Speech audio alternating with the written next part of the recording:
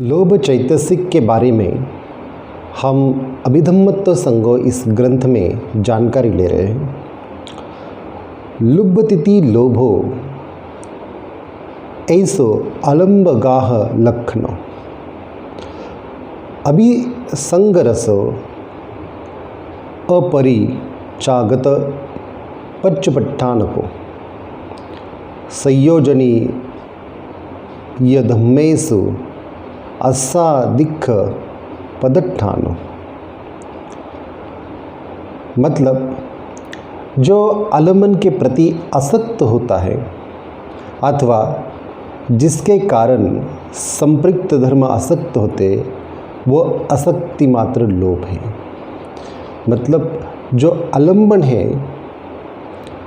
चाहे चक्षु का हो, चाहे श्रोत का हो, चाहे घ्राण का हो, चाहे जिह्वा का हो, चाहे काया का हो या चाहे मन का हो, जितने भी आलम्बन हैं उस आलम्बन के प्रति जो आसक्त भावना रखता है या जिसके कारण संपृक्त धर्म जो है वो आसक्त भावना से बद्ध जाते हैं, वो आसक्ति मात्र होना ही लोभ है। आलम्बन को ग्रहण करना इसका लक्षण है। आलम्बन को ग्रहण करना इसका लक्षण है। मतलब आलम्बन जो 6 होते हैं, आँख का आलम्बन रूप होता है, श्रोत का आलम्बन शब्द या ध्वनि होता है, घ्राण का आलम्बन गंध होता है, जिह्वा का आलम्बन रस होता है, काया का आलम्बन स्पर्श होता है और मन का आलम्बन धम्म होता है। तो इस प्रकार उसको ग्रहण करना ये उसका लक्षण है। आलम्बन का ग्रहण मात्र इतना ही अर्थ नहीं है, अपितु उत्कटपूर्वक लगनपूर्वक आलम्बन को ग्रहण करना ये लोभ का लक्षण कहते हुए इसको ही लोभ कहते हैं। लोभ आलम्बन को किसी प्रकार न छोड़कर सब ग्रहण करता है। मतलब जहाँ पर उत्कटता है, जहाँ पर मन की लगन है, वहाँ जो मनोभाव या मनोदशा है उसको ही लोभ कहते हैं। आलम्बन में आसक्ति इसका कृत्य है। आसक्ति मतलब इच्छा, चाह, यही उसकी कृति है, यही इसका कृत्य है। जैसे गर्म कढ़ाई में फीका हुआ मांस उसी में चिपक जाता है, उसी तरह आलम्बन में आसक्त हो जाना इसका कृत्य है। आलम्बन में आसक्त हो जाना या उसका रसपान करना यही इसका कृत्य है।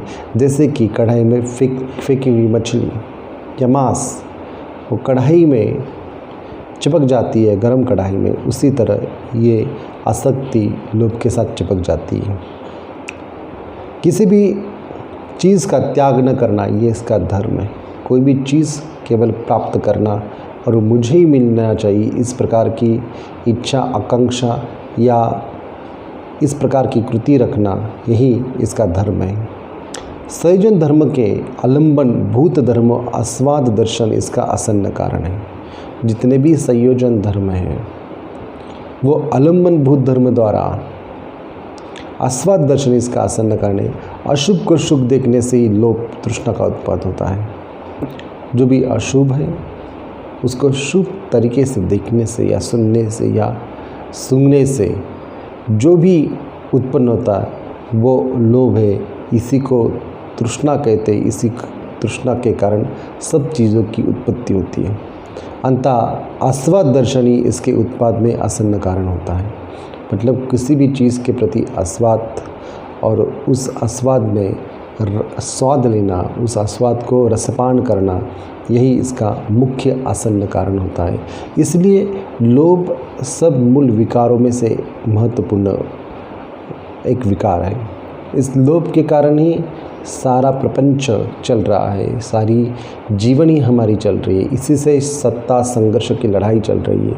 अगर इस लोक को सही प्रकार से समझे, इस चैतसिक भावना को सही प्रकार से समझे, तो हम सभी प्रकार से दुखों से मुक्त हो सकते हैं। क्योंकि लोभ जैसे ही उत्पन्न होता है, वैसे ही आसक्ति या सब प्रकार की चीज़ें जो मन में इस लोभ के कारण उत्पन्न होती है, इस लोभ के वजह से जितने भी इंद्रिय और इंद्रियों की जितनी भी विषयों की प्रति जो आलम्बन के प्रति लालसा है वो उत्पन्न होती है, और यह कारण मनुष्य की तृष्णा बनी रहती है।